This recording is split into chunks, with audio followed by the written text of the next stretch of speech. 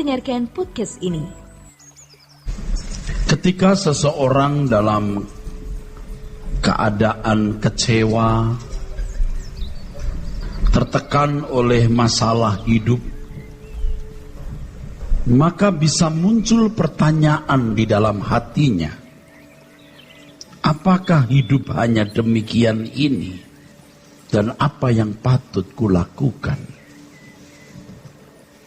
Atau suatu hari ketika saudara bangun tidur, atau dalam suatu keadaan tertentu, timbul pertanyaan dalam hati, apa yang harus kulakukan untuk mengisi hari dan waktu hidupku? Saudara, bermacam-macam cara menjawab pertanyaan ini. Bermacam-macam cara orang menjawab pertanyaan ini. Bagi orang yang menyukai makan minum, mereka memikirkan kuliner. Bagaimana bisa memuaskan selera lidahnya. Bagi orang yang menyukai wisata, mulai mempersiapkan perjalanan wisata, merencanakan tempat yang bisa dikunjungi. Bagi yang menyukai suatu barang, memikirkan untuk memiliki barang yang baru, apakah itu kendaraan, perhiasan, rumah, apartemen, villa, dan lain sebagainya. Bagi orang yang menyukai hobi tertentu, maka ia akan memikirkan hobinya dan bagaimana menikmati hobinya itu. Bagi yang menyukai pekerjaan, memikirkan bagaimana memajukan pekerjaan atau mengembangkan bisnisnya.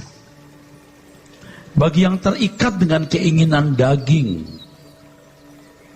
yang terbiasa memuaskan libidonya, memikirkan bagaimana mendapatkan partner baru untuk memuaskan seks. Bagi yang terikat dengan judi, memikirkan bagaimana bisa berjudi. Bagi yang kecanduan alkohol atau narkoba, apalagi akan memikirkan bagaimana memperoleh alkohol atau narkoba. Bagi seorang yang sedang mendendam, dia memikirkan bagaimana membalas dendam atau paling tidak berharap orang yang dia benci akan mendapat celaka. Pada intinya orang akan mengisi hari hidupnya dengan apa yang dipandangnya dapat menyukakan hati. Hampir semua orang memiliki gaya hidup ini. Kalau saya katakan hampir semua orang, ini prosentasenya bisa 99,99999%. Bisa. Saudaraku sekalian, barangkali saudara ada yang mengatakan, ya Pak, itulah tujuan hidup orang tersebut. Sebenarnya itu bukan tujuan hidup, saudara. Tidak ada sesuatu yang patut disebut tujuan hidup selain Tuhan. Sama seperti jangan ada padamu Allah lain di hadapanku, artinya di luar Allah yang benar, bukan Allah. Di luar Tuhan dan kerajaannya bukanlah tujuan. Saudaraku sekalian, satu-satunya tujuan hidup adalah mengenal dari mana segala sesuatu ini berasal. Mengenal pribadi yang daripadanya segala sesuatu ini ada. Dan pribadi itu sesungguhnya adalah Bapa di surga. Bapa di surga, saudara. Perlu saudara pahami bahwa Tuhan kita Yesus Kristus pun memiliki kemuliaan dari Bapa di surga. Bukan dari dirinya sendiri. Sebab Tuhan Yesus mengatakan bahwa kemuliaan yang dia miliki sebelum dunia dijadikan, atau sebelum dia turun menjadi manusia di bumi, Itu kemuliaan yang diberikan oleh Bapa kepada dirinya, bukan dari dirinya sendiri. Seandainya Adam tidak jatuh dalam dosa, maka sesungguhnya manusia hidup hanya untuk melakukan kehendak Bapa. Nah, nantinya Bapak Ibu ketahui bahwa bukan orang yang menyebut Yesus Tuhan, Tuhan yang masuk kerajaan surga, tetapi orang yang melakukan kehendak Bapa. Ini hal yang mutlak, sangat mutlak. Ini hal yang absolut, saudaraku. Satu-satunya tujuan hidup kita mengenal pribadi yang dari mana segala sesuatu bersumber atau berasal. Alkitab mengatakan segala sesuatu dari Dia, bagi Dia, dan untuk Dia. Seandainya Adam tidak jatuh dalam dosa, maka manusia hanya melakukan kehendak Bapa. Dalam melakukan kehendak Bapa itulah manusia dapat menikmati segala sesuatu yang diciptakan atau yang berasal dari Dia secara maksimal. Saya ulangi, seandainya Adam dan Hawa tidak jatuh dalam dosa, maka manusia hidup hanya untuk melakukan kehendak Bapa. Dengan melakukan kehendak Bapa, maka manusia dapat menikmati segala sesuatu secara proporsional, secara maksimal, segala sesuatu yang berasal dari Bapa. Tidak mungkin Allah Bapa bisa disandera. Artinya, orang bisa menikmati ciptaannya tanpa memiliki hubungan yang proporsional dan harmoni dengan sumbernya. Tidak mungkin. Jika manusia atau makhluk manapun bisa menikmati ciptaan Allah, ya, tanpa memiliki hubungan yang patut dengan Allah, itu berarti Allah bisa diperdaya. Dan bukan Allah yang cerdas, bukan Allah yang agung. Jadi saudaraku, sebenarnya belum ada yang menikmati dunia ciptaan, maksud saya. Belum ada orang yang menikmati ciptaan Allah secara proporsional dan benar. Adam dan Hawa sendiri jatuh dalam dosa. Belum sampai tingkat menjadi corpus delicti, belum sampai tingkat menjadi segambar serupa dengan Allah secara ideal, sesuai dengan maksud Adam dan Hawa diciptakan. Jadi Bapak Ibu, saudara-saudara sekalian, benarlah apa yang saya kemukakan berkali-kali, bahwa surga itu berkeadaan seperti bumi ini. Allah menciptakan bumi ini sangat sempurna. Dinilai oleh Allah sendiri sungguh amat baik. Waine'eh of meot. Very best. Sudah best, very lah. Itu terjemahan bebasnya. Jadi di surga nanti adalah pengulangan dari bumi ini. Tetapi tidak ada dosa. Dan pada waktu itulah manusia baru bisa menikmati ciptaan Allah secara proporsional, secara lengkap, secara utuh. Pada waktu itu. Jadi sekarang kita belum bisa menikmati ciptaan Allah dengan sempurna, lengkap. Sebab bumi juga memang sudah terkutuk dan manusianya pun rusak, saudaraku. Jadi kita, saudaraku, hidup ini untuk persiapan hidup yang sesungguhnya nanti. Tapi kalau saudara masih mau berkeras, ya silahkan. Hanya saya mengingatkan Anda tidak akan memperoleh harta di surga kalau Anda tidak melepaskan harta di dunia. Melepaskan harta di dunia bukan berarti Anda jadi miskin, memberikan uang saudara untuk gereja semua. Hatimu tidak boleh terikat dengan dunia ini, saudara. Nah, kita melihat dulu Matius 11. Matius 11. Ayat yang ke-25 kita mulai sampai ayat 27 dulu, saudara. Sebentar ya. Bapak Ibu bisa mengerti maksud saya di sini? Tidak mungkin manusia bisa menikmati ciptaan Allah tanpa memiliki hubungan yang proporsional. Lagi pula dunia ini sudah rusak. Jadi yang pertama, surga itu memang alam fisik seperti dunia kita ini. Sempurna, saudaraku, alam fisik. Yang kedua, hanya dunia akan datang nanti yang bisa dinikmati secara proporsional. Sekarang tidak. Oleh sebab itu kita jangan terikat dengan dunia kita hari ini yang hanya 70 tahun. Kita hari ini hidup hanya untuk persiapan hidup yang sesungguhnya nanti. Kalau sudah tidak mau merubah cara berpikirmu, engkau masih hidup dengan cara berpikir anak dunia, Anda tidak akan pernah diperkenan masuk anggota keluarga kerajaan Allah. Saya tidak menentukan, Alkitab yang mengajarkan. Kalau saudara percaya kepada apa yang saya kemukakan, lakukan ini. Baca, Pak. Pada waktu itu berkatalah Yesus, Aku bersyukur kepadamu Bapa, Tuhan langit dan bumi, karena semuanya itu engkau sembunyikan bagi orang bijak dan orang pandai, tetapi engkau nyatakan kepada orang kecil. Ya, orang bijak, orang pandai pasti tidak jauh dari satu.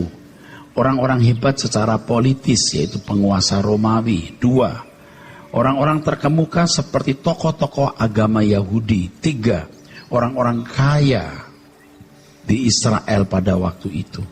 Tapi Tuhan menyatakannya kepada orang kecil, nepios, orang yang tidak berdaya. Tapi juga disebut sebagai orang yang innocent. Oke, terus. Ya Bapa, itulah yang berkenan kepadamu. Ya, terus. Semua telah diserahkan kepadaku oleh Bapakku, dan tidak seorang pun mengenal anak selain Bapa, dan tidak seorang pun mengenal Bapa selain anak, dan orang yang kepadanya anak itu berkenan menyatakannya. Saudaraku sekalian, Tuhan Yesus datang ke dunia untuk memperkenalkan pribadi Bapa. Bapa ini nggak dikenal. Di perjanjian lama, Bapa ini tidak dikenal, saudaraku. Orang Israel memanggil Allah itu Elohim. Dan mereka tidak tahu memecahkan misteri kenapa disebut Elohim. L ini tunggal, him ini jamak. Kalau disebut L begini, ini L, ini berarti the mighty God, Allah. Tapi kalau disebut Elohim, berarti saudara, ini jamak. Siapa ini? Mereka tidak tahu. Tuhan Yesus datang ke dunia menyatakan itulah Bapa. Ada anak dan Roh Kudus yang melingkupi semua. Roh Kudus itu rohnya Bapa, saudara. Ya. Terus? Marilah kepadaku. Oke, cukup. Tidak seorang pun mengenal Bapa kecuali anak, dan kepada siapa anak itu berkenan menyatakan dirinya. Kedatangan Tuhan Yesus memperkenalkan Bapa, supaya orang mengenal Bapa dan melakukan kehendak Bapa. Nanti saya jelaskan apa itu melakukan kehendak Bapa. Hal ini tidak dikenal oleh manusia zaman sebelum anugerah. Sebelum zaman anugerah, manusia hanya mengenal agama. Tapi setelah zaman anugerah, manusia dimungkinkan mengenal Allah tadi, Bapa, menyembah Dia dalam roh dan kebenaran. Jadi ketika Tuhan Yesus berkata bahwa Allah adalah roh, penyembah-penyembah yang benar akan menyembah Dia dalam roh dan kebenaran. Itu ditujukan kepada Bapa di surga. Pada waktu mana Tuhan Yesus masih menggunakan tubuh manusia, saudara. Sejak Tuhan Yesus datang ke dunia, Tuhan Yesus memperkenalkan Allah Bapa Sejak itu pula zaman agama ditutup. Agama itu memiliki ciri-ciri. Yang pertama, ritual. Sama dengan seremonial. Ciri yang kedua, hukum atau syariat atau peraturan. Ciri yang ketiga, peran dominasi tokoh. Tapi sejak zaman anugerah, ritual ini digantikan dengan kehidupan setiap hari. Ritual seremonial kita, liturgi kita bukan di gereja sebenarnya. Tapi apa yang kita pikirkan, kita ucapkan, kita lakukan seluruh tindakan hidup kita di sepanjang waktu. Nah, ini seremonial kita, ibadah kita.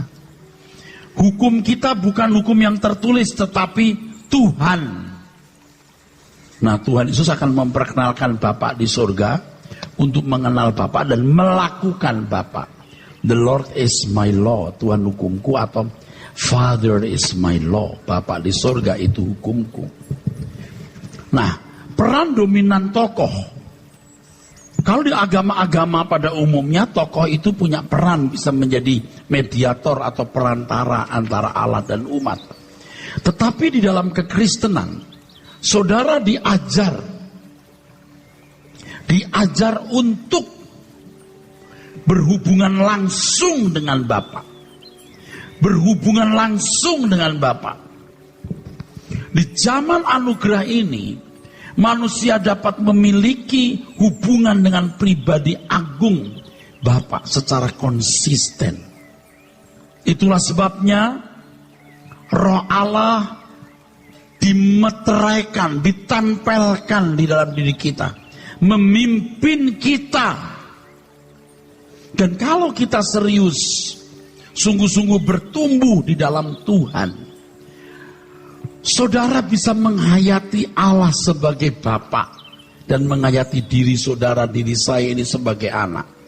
Sebagai buahnya, yang pertama, tidak takut apapun. Kalau Allah Bapa kita yang menciptakan langit dan bumi, apa yang kita takuti? Kalau orang punya masalah, saudara, datang ke saya konseling.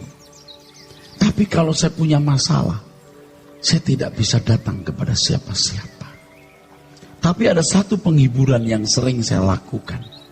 Kalau malam hari saya lihat langit, khususnya waktu saya di daerah, saya bisa lihat bintang-bintang bertebaran, hati saya kuat.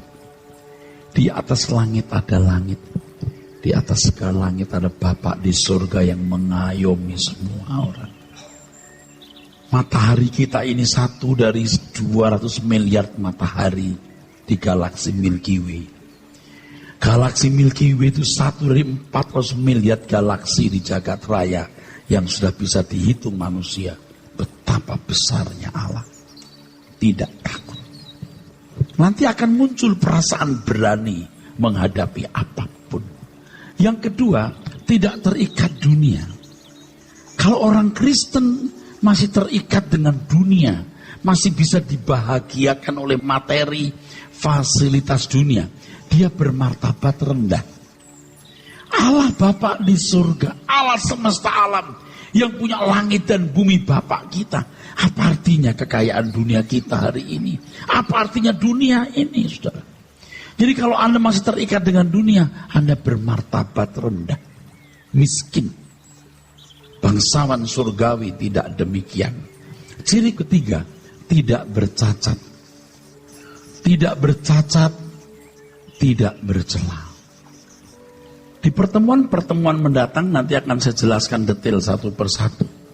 Sekarang pokok masalah kita bukan di sini, saudara. Pergumulan untuk mengalami Roh Kudus dalam hidup ini harus merupakan kesukaan yang semakin mengikat, seperti edik yang akhirnya menjadi penjara kehidupan. Kita dipanggil bukan hanya melakukan hukum, tapi melakukan kehendak Bapa, saudara. Untuk membedakan antara dusta dan kejujuran itu mudah. Yang ini namanya dusta, namanya kejujuran. Untuk membedakan apa yang haram, yang halal, ya, apa yang boleh, apa yang tidak, itu mudah. Tetapi kalau membedakan dua hal yang secara hukum tidak salah, tetapi kita harus menemukan bahwa Allah menghendaki yang satu ini bukan yang lain, itu tidak mudah, saudara.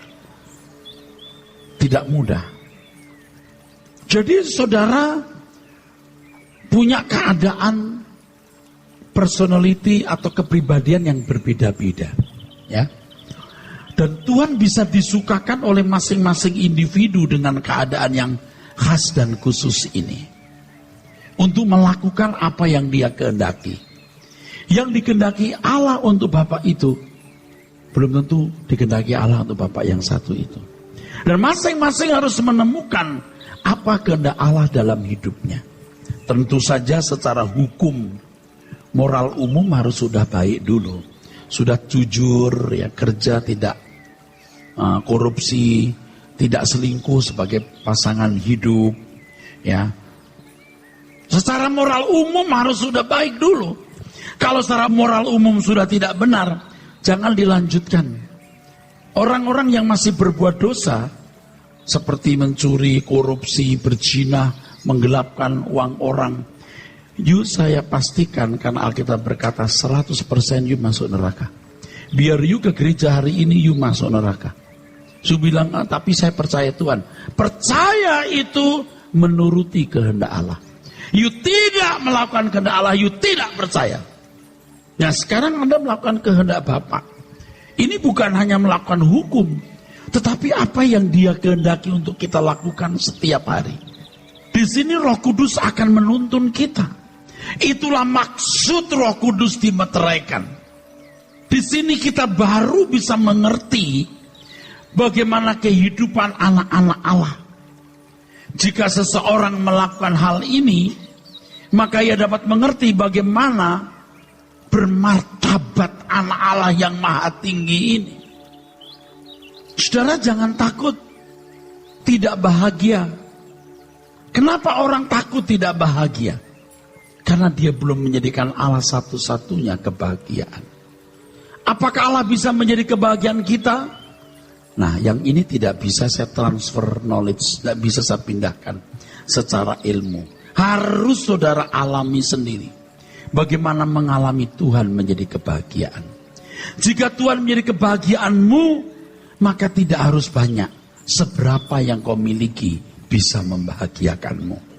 Mungkin Anda tidak punya rumah besar, tapi sebuah rumah kecil itu pun kontrak. Tapi itu pun bisa kau nikmati dengan kebahagiaan. Buktikan itu. Ini tidak bisa dihitung di atas paper atau kertas. Harus dialami, saudara. Harus dialami. Kalau tidak bisa, saudara. Tidak bisa. Tuhan menghendaki kita untuk bisa menghayati keadaan diri kita sebagai anak Allah. Dan kita akan mencicipi kebahagiaan di dalam Tuhan. Sehingga semua yang Dia ciptakan, walaupun tidak banyak, bisa membahagiakan kita. Tapi kan kalau manusia, karena bukan Tuhan yang membahagiakan, dia punya 2, merasa kurang. 20 baru bisa dia senang. Udah punya 20 masih kurang. Wah, mestinya harus 200. Udah punya 200 mestinya 2000. Anda tahu orang kayak begini memberhalakan dunia. Ini orang yang menyembah iblis itu begini. Tapi kalau Anda memiliki kebahagiaan di dalam Tuhan, biar 2 juga Anda bahagia. Apalagi nanti di langit baru bumi baru, tidak terbatas yang kau miliki. Bukan 2000, bukan 2 juta, bisa tidak terbatas. Oleh sebab itu pengharapan kita di sini bukan di sini. Di sini you punya banyak, berapapun Anda nggak bahagia. Maksud Pak? Ya kalau Anda tidak mengalami Tuhan, saya tidak bisa berbicara banyak. Kenapa orang takut tidak bahagia? Karena belum menjadikan Tuhan satu-satunya kebahagiaan. Kenapa orang takut mati? Karena dia belum mati. Maksudnya apa Pak? Mati dari dunia.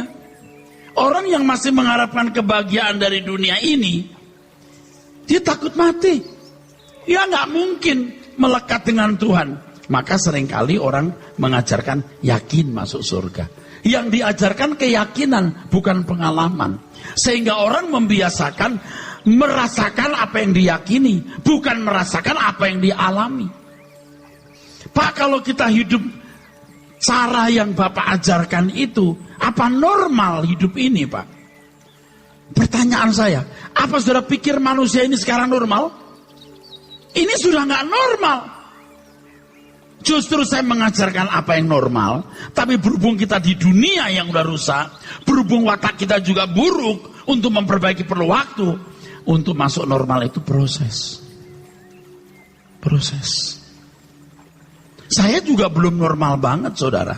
Tapi saya tahu normal di mata Tuhan maksudnya ya. Tapi saya sudah mengerti yang namanya normal menurut dunia, tapi tidak normal di mata Tuhan itu. Nah kan banyak orang memandang khotbah kita ini dianggap tidak normal. Surga melulu, ya mati, pembaringan terakhir. Yaitu pendeta kayak gak ada kerjaan. Mati melulu, ya menderita. Ya gak normal menurut you. Tapi saya mau mengajarkan yang normal. Gak apa-apa. Saya cuma satu hal yang membuat saya kuat. Satu hal. Apa? Sabar. Nunggu waktu Tuhan. Nanti akan terbukti kok. Apa yang saya katakan ini benar atau tidak akan terbukti. Saudara, kalau keras kepala tidak mau berubah, tunggu aja waktunya. You tuai apa yang you tabur. Kalau hari ini kiamat, sebagian saudara ini masuk neraka loh.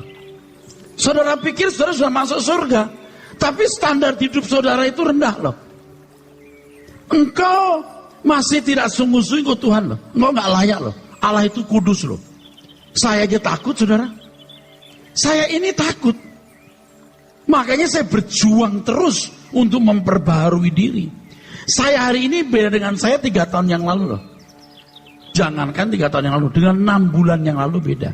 Jangankan 6 bulan yang lalu, 3 bulan yang lalu juga sudah beda. Saya juga takut, Pak. Saya nggak mau ketemu Tuhan, lalu Tuhan bilang, aku tidak kenal kamu. Karena bukan orang yang berseru kepadaku, Tuhan, Tuhan yang masuk surga. Tapi orang yang melakukan kehendak Bapa. Saya mau tanya, you sudah melakukan kehendak Bapa belum? Loh. Sekarang saya tanya dulu deh, saudara sudah melakukan kehendak Bapa belum? Tuhan berkata bukan orang yang berseru kepadaku, Tuhan, Tuhan yang masuk kerajaan surga, tapi yang melakukan kehendak Bapa. Anda mau debat saya dengan berkata, tapi kita diselamatkan karena iman. Iman itu apa? Jangan saudara pikir iman itu pengaminan akali atau persetujuan pikiran. Iman itu tindakan. Saudara tuh masalahnya cuma cinta dunia, itu aja. Saudara merasa Anda kurang bahagia kalau cuma punya 2. You maunya 20. Udah 20, you mau 200. Dengan kebanggaan, dengan nilai diri, dan lain sebagainya. Anda terpenjara oleh itu. Makanya begitu bangun tidur yang dipikir apa ya? Aduh, aku mau ngapain hari ini? Dulu saya bangun tidur apa yang kulakukan hari ini? Mau ngapain ya?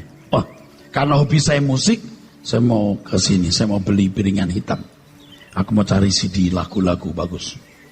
Saya mau ganti itu power saya itu, merek ini. Kayaknya suara speaker saya kurang nendang bassnya. Oh itu. Tapi sekarang saya buang semua, saya kasih orang. Udah nggak ada waktu buat begitu. Saya bukan tidak ingin mendengar musik bagus, saya tunda di langit baru, bumi baru. Surga juga ada musik bagus, Pak. Saya bukan tidak ingin punya rumah besar, ada gazebo-nya, ada kolam renang atau kolam ikan. Kalau perlu ada rusa di situ. Bukan saya tidak ingin, tetapi saya mau memiliki itu di langit baru, bumi baru. Makanya saya bikin bendera ini. Maksudnya apa? Aku mau ke dunia baru. Mau ikut aku enggak? Kalau nggak ikut, ya nggak usah. Saudara itu mesti belajar sungguh-sungguh, belajar firman Tuhan dengan benar, ya, dari CD khotbah, dari buku-buku, doa kita bersama di sini. Ayo, lalu ikuti teladan saya. Saya juga berjuang untuk hidup benar, supaya saya bisa jadi teladan bagi saudara. Saya tidak boleh bikin salah. Tapi Pak Eras aneh, gak normal. Nggak normal saya itu normalnya Tuhan.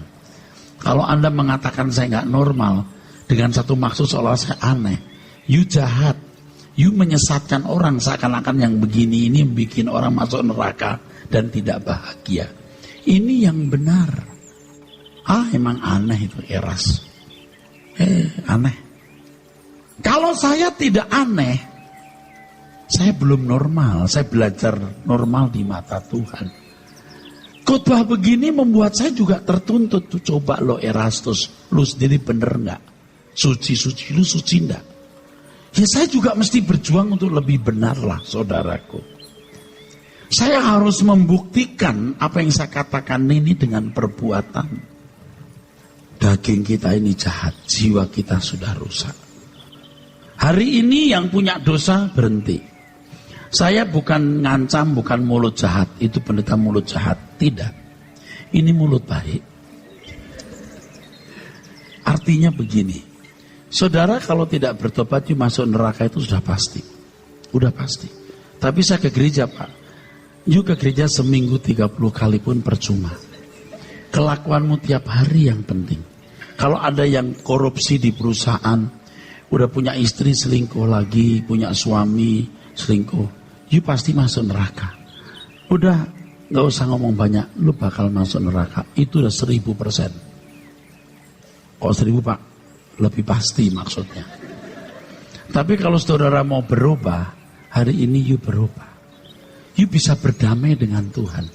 Lalu saya bimbing, yuk kita melakukan kehendak Allah. Ya banyak kita semua kan juga nakal. Kalau nggak berzina nyuri bohong. Kalau nggak bohong sombong. Semua kita juga brengsek kok. Termasuk yang sedang ngomong ini. Tapi kan sekarang kita mau berhenti. Amin. Kita mau ke depan. Ya. Tolong jangan ada ibu-ibu yang ini. Ayo Pak bertobat Pak. Ini urusan papa suamimu dengan Tuhan. Ayo Pak ngaku Pak. Loh nggak perlu ngaku sama istri atau sama saya. Ngaku sama Tuhan saja. Hari ini kalau saudara mau berubah, berubah. Kalau tidak, percuma you di sini tapi you nggak berubah. What for? Untuk apa? You harus berubah untuk hidup suci, hidup benar di hadapan Tuhan, saudaraku. Saudara berkata, tapi Pak, nyolong itu enak, selingkuh itu manis. Buat begini tuh enak, buat itu enak. Tapi kau bayar mahal nanti. Bodoh kamu, kau bayar mahal. Sekarang tanggalkan itu. Dan kamu akan menikmati kesukaan di dalam kerajaan surga. Tadi saya mengatakan orang yang menghayati keberadaan Bapa dan keberadaan dirinya. Berkat yang diterima pertama tidak takut menghadapi apapun. Ketakutan itu bahasa orang yang tidak mempermuliakan Allah. Sebaliknya orang yang tidak takut menghadapi apapun, itu orang yang memuliakan Allah. Wahyu 21 ayat yang ke-8. Mari kita lihat. Wahyu 21 ayat 8, saudara. Tetapi orang-orang penakut, orang-orang yang tidak percaya, orang-orang keji, orang-orang pembunuh, orang-orang sundal, tukang-tukang sihir, penyembah-penyembah berhala, dan semua pendusta, mereka akan mendapat bagian mereka di dalam lautan yang menyala-nyala oleh api dan belerang. Inilah kematian yang kedua. Nah, saya ngomong begini juga enggak gampang, karena saya akan dituntut orang. Ya Rasul sendiri harus benar loh. Iya, kita udah terlanjur jauh jalan. Ya, kata penakut, ya, itu dalam teks aslinya itu deilos.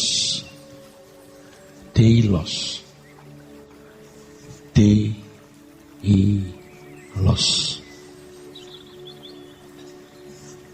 Kalau tadi bahasa Ibrani, sekarang bahasa Yunani, saudara. Ya.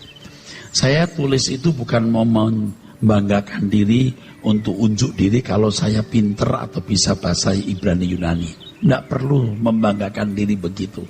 Saya hanya meyakinkan bahwa saya benar.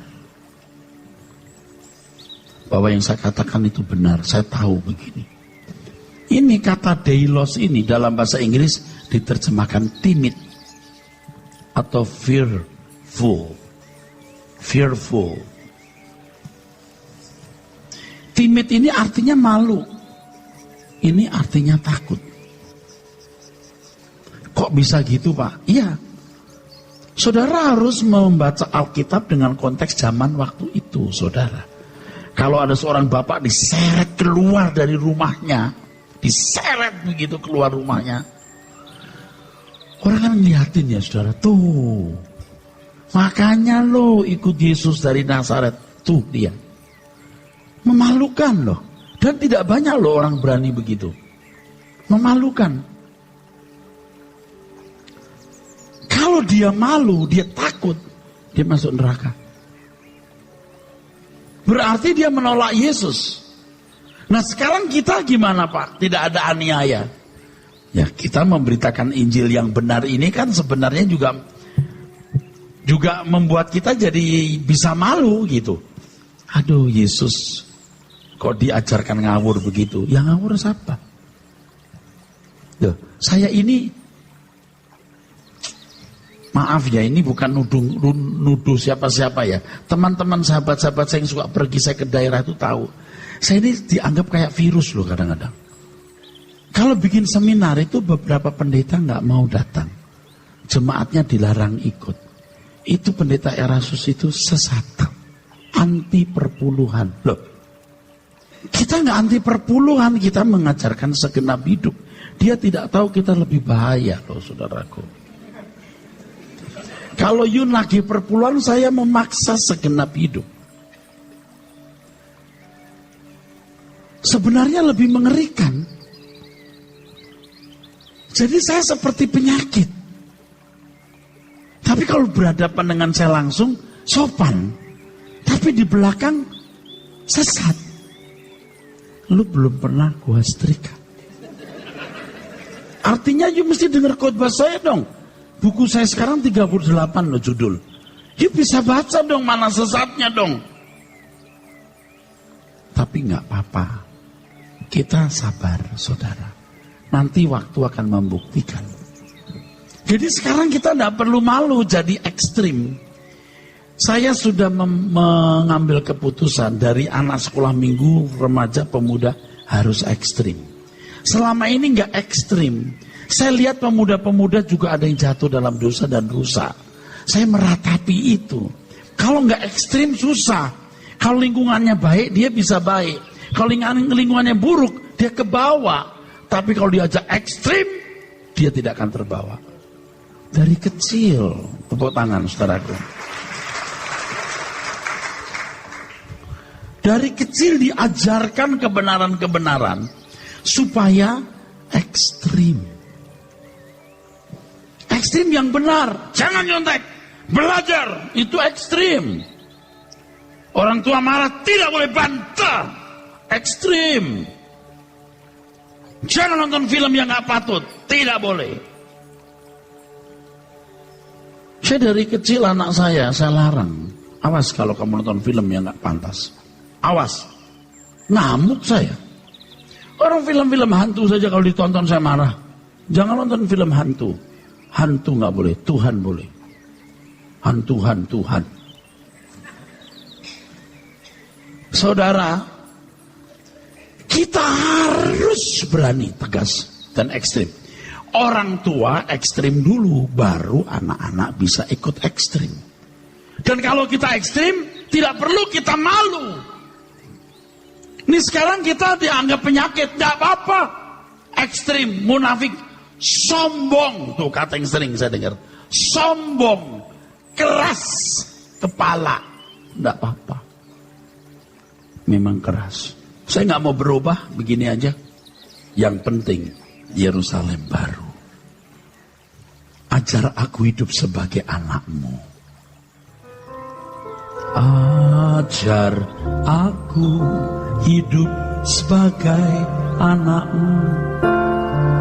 Selagi singgah sesaat di bumi, bermartabatkan bangsawan surgawi dalam keagungan Bapa.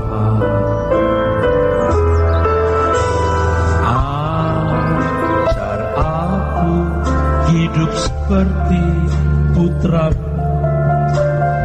yang sungguh taat dan hormat padamu.